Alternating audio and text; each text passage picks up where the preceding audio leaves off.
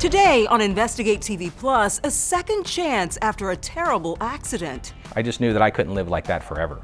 There's just no way. Hear from the first patient to ever undergo a sight-restoring surgery. Plus, we uncover how it could help thousands of people. Then, what she thought was a classmate's request becomes a case of human trafficking.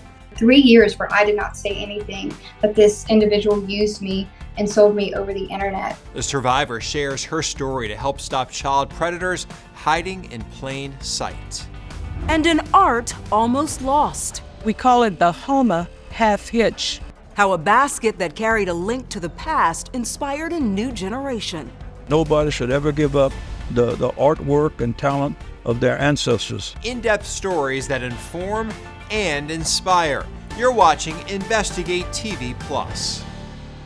New hope for patients worldwide suffering from severe corneal blindness. I'm Lee Zurich. And I'm Tisha Powell. Experts say a promising experimental procedure could be a game changer for those with little to no other options. According to research in the International Journal of Molecular Sciences, limbal stem cell deficiency affects approximately 10 million people, and it's one of ophthalmology's most challenging and difficult problems to treat. It's caused by injuries or diseases impacting the front of the eye. And without limbal cells and a healthy eye surface, corneal transplant surgery isn't an option for these patients. But researchers have identified a way they say can help safely reverse pain and restore vision.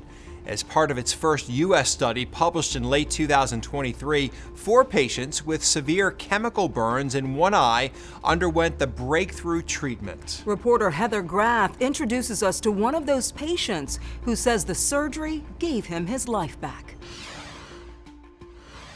It went straight across my face, and I was blind. Instantly. Instantly. Phil Durst says it happened in a moment, the chemicals flying toward him. This stuff is really nasty. If you get it on leather shoes and don't get it off, it's going to eat a hole in your shoe. In 2017, a commercial dishwashing machine he was working on malfunctioned, changing his life forever. I get to the hospital and my soon-to-be wife shows up, and my eyes just look like something from a horror movie. They just look like they're just white and burned, and you can't see any color, and it's all gone, and I can't see, and I'm blind. Durst's left eye was most impacted by the harrowing accident, which stole his vision and triggered recurring and debilitating headaches. Can you put that pain into words? No. And I know that sounds really crazy. I've never felt anything like it before, never felt anything like it since. It was brutal, brutal. And it wasn't just the physical pain. Durst says the emotional toll was devastating. I just knew that I couldn't live like that forever.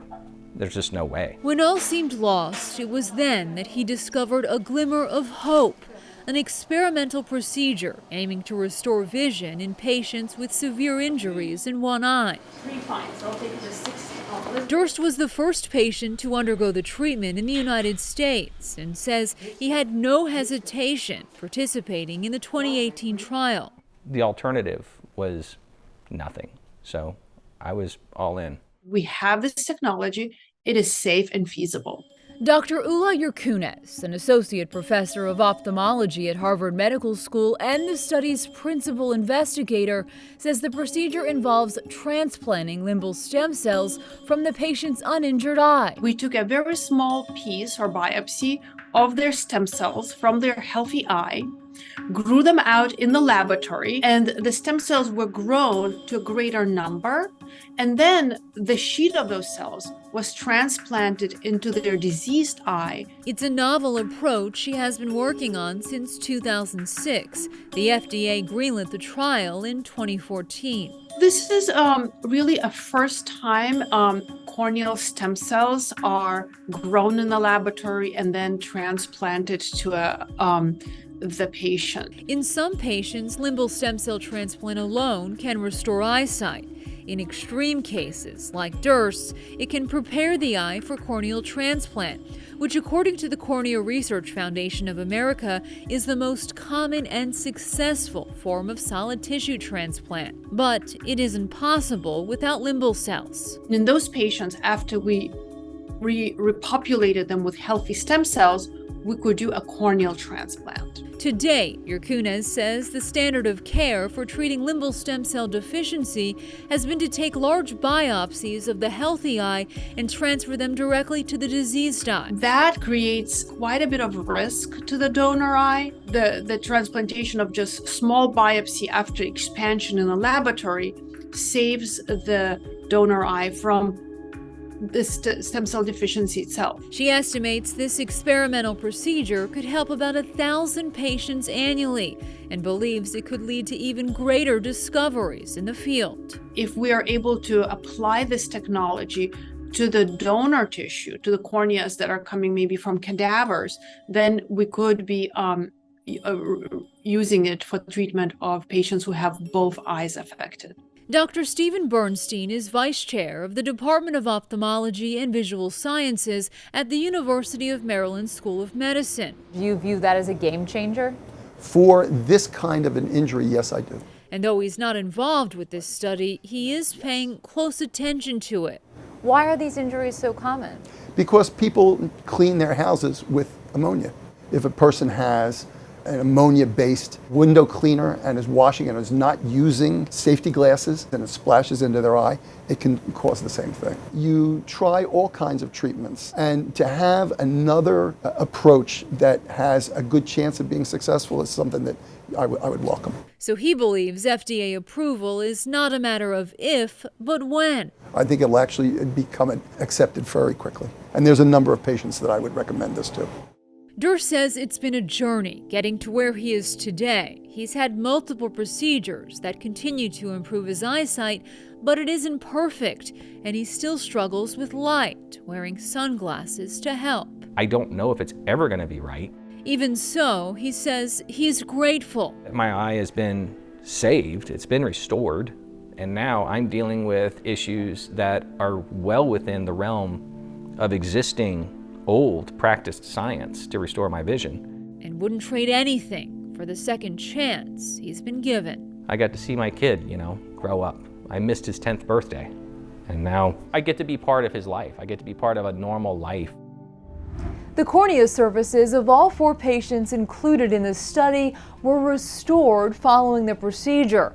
Stem cell transplant alone was sufficient for 2 patients, while Durst and 1 other patient went on to receive artificial cornea transplants. A 5th patient was unable to get the procedure because the stem cells did not expand adequately. And later this year, researchers will publish additional findings from the clinical trial, which includes 15 patients, and will address the procedure's outcomes.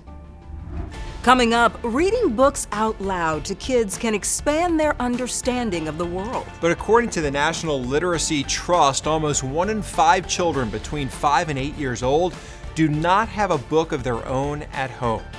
We want to create this foundation of success for children through educating parents about the importance of reading together. We take an in-depth look at the solutions to get more books in little hands and the impact daily story time can have on their future. But first, predators profit at the expense of underage victims in ways that federal agents say don't match stereotypes. It was nothing like the movie Taken. Insight into the manipulative tactics being used to prey on teens.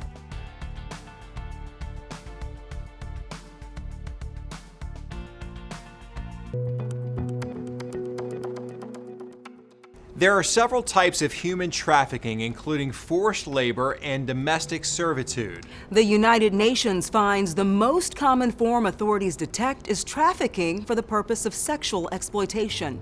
Globally, 1 in 5 victims of human trafficking is a child. According to the National Center for Missing and Exploited Children, in 2022, its cyber tip line received more than 32 million reports of suspected child sexual exploitation in the U.S.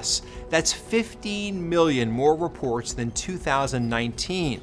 and technology has had an impact on those numbers. Data from the National Human Trafficking Hotline found in 2022 the internet was the top recruitment location for all forms of trafficking. Reporter Josh Gaughan spoke with a survivor who at just 12 years old was a victim. She now wants to shine light on the dark reality of how social media can play a role in the hope of saving others from her same fate. Bree Viger was in middle school when she says someone who she thought was a fellow student first sexually exploited her online. She says the predator eventually hacked into her social media accounts and demanded an explicit photo from her. She complied, and that's when things got worse. Every night turned into a video call with him where she would perform, and the predator made money from it. I was just 12 years old, and it actually stopped whenever I was about to attend high school. So 3 years where I did not say anything, but this individual used me and sold me over the internet. And that was just a time when social media was on the rise. Her parents eventually discovered what happened and called law enforcement. Bree now using her story of being groomed to help others. At the end of the day, if my story can help just save the life of just one individual, in my eyes, it was all worth it. I believe that my story is something that kids need to hear. This is one of the many ways traffickers profit at the expense of their victims, not in ways you might think. It's not the way that people see on TV. It looks nothing like the movie Taken. Doug Gilmore is the resident agent in charge for Homeland Security investigations in Birmingham and works on human trafficking cases. He says traffickers prey on vulnerabilities. That vulnerability can be just about anything. It can be their age, it can be their socioeconomic level or status, it can be drug or alcohol dependency, it can be any number of things. And quite frankly, and with a lot of kids, it boils down to low self-esteem. Traffickers are very good at honing in on those vulnerabilities, and they know exactly how to exploit them. Gilmore tells us between 40 and 50% of children being trafficked are trafficked by a family member. Those are very difficult cases for us to sometimes identify because they're happening in, what should be a safe space. It's not happening out in the public where other people often see. Federal agencies have efforts underway to combat online exploitation of children. There's training programs and public awareness campaigns such as Project iGuardian. The Department of Homeland Security has tips to staying safe online, as well as links to resources for parents and teens. And if you think you or someone you know is being trafficked, you can call or text the National Human Trafficking Hotline anytime at 1-888-373-7888. The National Center for Missing and Exploited Children's cyber tip line has also seen a dramatic increase in sextortion cases, a crime in which kids are blackmailed for money. The teens will share explicit photos with someone posing as a romantic interest, but once the scammer has the pictures, they demand payment or threaten to send the photos to family and friends. Historically, young girls were more likely to be the target, but in 2022, the tip line saw a large increase in boys being blackmailed. The trauma can be devastating. Feeling hopeless and isolated, experts say many of these teens think they have nowhere to turn. I mean, sadly, we know of numerous instances where children have taken their own life because the pressure and the fear of embarrassment and exposure is so great that they have seen no other alternative other than suicide, which is extremely tragic. Lawmakers are pushing for stronger legislation to hold tech and social media companies accountable when it comes to internet crimes against children. You can hear from them and find out more information about sextortion on InvestigateTV.com. Just search Teens Targeted. Still to come, the fight to save part of a Native American culture through the ancient art of basket weaving. Plus, how a bedtime tradition could help set your kid up for success.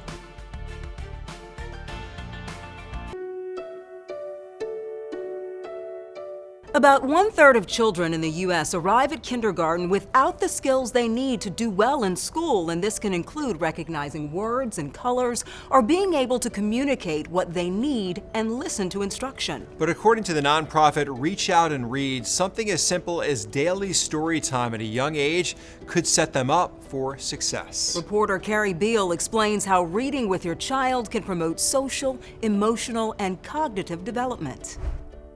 What's a tiger say? Rawr, that's right. Betsy Flowers reads to her daughter Mary Margaret every day. Snake, what's a snake? When she wakes up in the morning, it's the first thing that she wants to do. She sees her little personal library from her crib and she says, book! But like many moms, she didn't realize how important reading time could be. I just remember being very overwhelmed as a first-time mother. You get a lot of information, things you should be doing. There's a lot of expectation for certain developmental milestones. Hello. Hey, it's Dr. Amati. Dr. Blakely Amati says books can have great powers from a young age.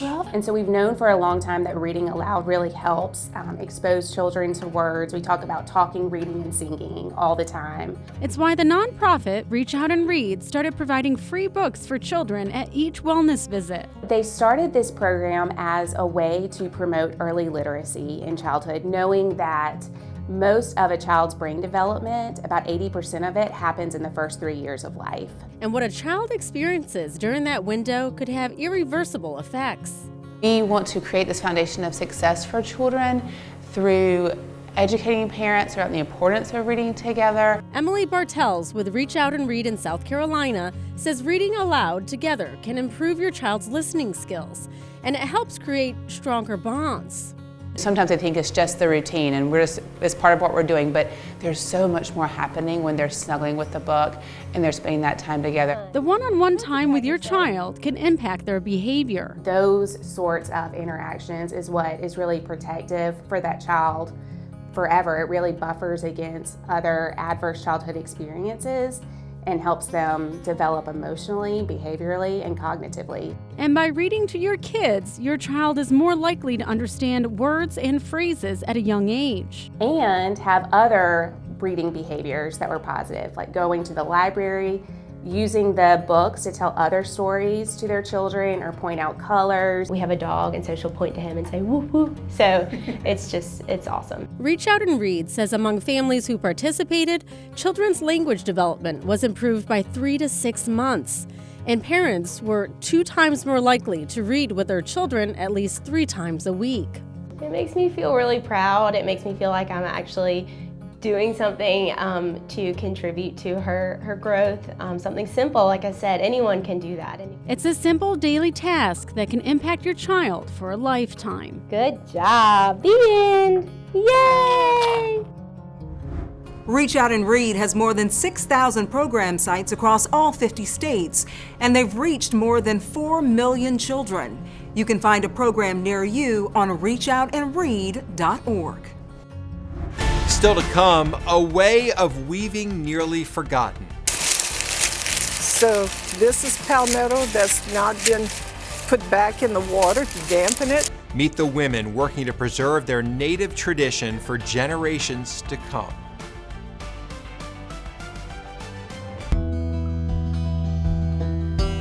Environmental changes have tried to fracture an indigenous community along a Louisiana bayou south of New Orleans. But 2 women from the United Homa Nation are fighting to save a unique part of their culture that was once thought to be lost. Reporter Dave McNamara shows us how they are inspiring others to keep the tradition of basket weaving alive. Decades of hurricanes and land loss have broken apart what was once a close-knit community of Homa Indians along Bayou Dulac in southern Terrebonne Parish. But several determined basket weavers are trying to preserve part of their culture. We started seeing them moving into Homa, north of the parish, out of the parish, now out of the state. And so we want to make sure that they take this with them. Janie Luster and her sister-in-law Zoanna Verrett are weaving traditional Homa baskets out of palmetto leaves. I would watch my aunt and them, and then my dad weaved, and he made blowguns And that's how I learned, by watching them and my daddy teaching me. Joanna uses a weave she calls the jigsaw. And that's how the basket's gonna look when I'm done. So this is palmetto that's not been put back in the water to dampen it. The women tear small strips of dried leaves from the palmetto plant, which grows wild in the area. Janie uses a different weave. We call it the Homa half hitch. It's a half hitch knot that I make. You see, it's a half hitch knot. And it kind of sets a pattern. The Homa half hitch was a type of knot that disappeared in the 1940s. It was rediscovered in a basket that found its way to a museum in the Rocky Mountains of Colorado. Janie studied the old basket and learned how to do the lost weave, and she now teaches it to others. Why is it important to you to learn how to do that weave and to now use that weave as you make baskets? It's part of our identity. We want to continue it. We don't want to lose it again. Every person, every culture, every group of people have their uniqueness. Kirby Verrett is a former tribal chairman of the Homa Nation, a group that is still struggling to get federal recognition. Nobody should ever give up the artwork and talent of their ancestors. And that's what makes me feel good about continuing to look for finding history, finding people who have talent that are willing to learn and share and pass it on to other people. And with every jigsaw or half-hitch knot, these women are trying to preserve that past. We're hoping that they keep on when we teach them. And with each strip of palmetto and every knot, a unique culture is slowly woven into a special basket. It's so nice to see culture preserved in a way where people want to learn about it and teach it to others. And I love how she saw the weave, I guess, in that basket and kind of figured out how to do it herself. Such talent, such precision there. I love it. All right, that's it for us on Investigate TV Plus. I'm Lee Zurich. And I'm T. Chappelle. Thanks for watching. On the next Investigate TV Plus, semi-trucks park illegally for what is supposed to be a required safety stop. I personally don't park on ramps, on and off ramps ever, but I understand why guys do. We have an in-depth look at why some claim the parking creates another hazard that can have deadly consequences.